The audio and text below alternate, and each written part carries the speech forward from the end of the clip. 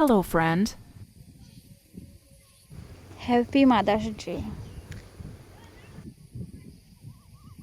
Let's go. Hello বন্ধুরা, তো তোমরা সবাই কেমন আছো? আশা করি ভালো আছো। আমিও কিন্তু বেশ ভালো আছি। আরও একটু নতুন ভিডিওতে তোমাদের অনেক স্বাগত জানাই। আশা করি এই ভিডিওটা তোমরা মন দিয়ে শুনবে। তোমরা মন দিয়ে শুনবে। আর সত্যি বলতে এখন তো বলা হলো না ভিডিওটি কী নিয়ে শুরু করেছি। আজকে কোনো কিছু ইউটিউব বলো বা কোনো রান্নার রেসিপি বলো বা কোনো সারাদিনের কাজ নিয়ে আসিনি। আজকে একটু আলাদা ধরনের, যেটা তোমরা শুরু করলেই বুঝতে পারবে। আজকে হচ্ছে মাদার্স ডে। আর আমি হচ্ছে একজন নারী, আমি হচ্ছে একজন মাও। তাই আমি প্রথমে সকল নারী মানে সকল মায়েদের প্রণাম ও শ্রদ্ধা জানিয়ে এই ভিডিওটি শুরু করছি। অ্যাকচুয়ালি সত্যি আজকে মাদার্স ডে, আর আমরা গর্বিত যে আমি নিজে মা হতে পেরেছি। আমি গর্বিত সত্যি। মা ছাড়া পৃথিবীতে কোনো কিছুই সম্ভব না। মা ছিল বলেই আমরা পৃথিবীতে এত সব কিছু দেখতে পাচ্ছি।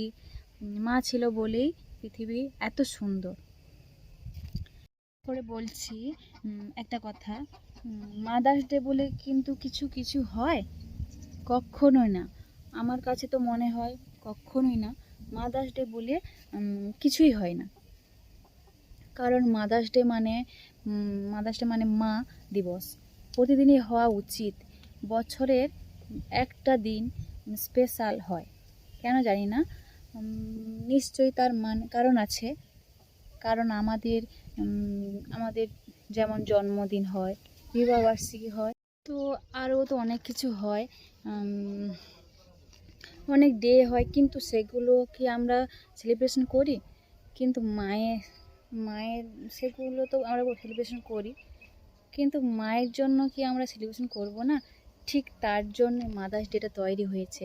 তো খুব ভালো লাগছে যারা মায়ের সঙ্গে রয়েছো, মায়ের পাশে রয়েছো, তাদেরও তো খুব ভালো লাগছে। তো ভালোভাবে দিনটি কাটাবে। আর আমিও তো আমার মায়ের সঙ্গে নেই, তাই আমারও তো খুব একটু মন খারাপ করছে, আর মায়ের সঙ্গে থাকতে পারিনি বলে। তা যারা মায়ের কাছে রয়েছো আর মায়ের পাশে রয়েছো, একটা দিন মানে আজকের দিনটা তোমরা একটু বাইরে ঘুরতে যাও বা মায়ের সঙ্গে মায়ের জন্য স্পেশাল কিছু করো, আর মাকে কিছু তৈরি করে খাওয়াতে পারো। যারা মেয়েরা রয়েছো বা ছেলেরা রয়েছো, তারা তো প্রতিদিন তো অফিসে যাও, তো 1 ঘন্টা মায়ের জন্য টাইম দাও, দেখবে মায়েরও ভালো লাগবে আর তোমাদেরও ভালো লাগবে। তো দেখো, আমি এখানে কোনো জ্ঞান দিতে আসিনি, প্লিজ তোমরা কেউ সেভাবে নিও না কথাটা। আমি নিও না।